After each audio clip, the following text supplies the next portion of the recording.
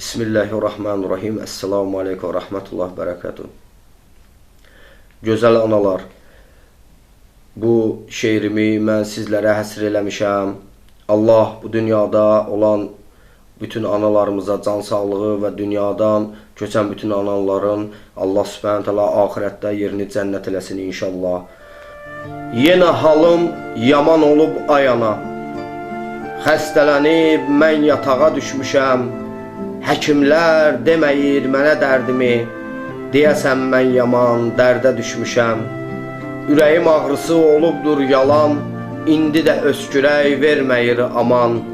Ana ağciyərlərim ağrayır yaman, dərd əlindən mən vərəmə düşmüşəm.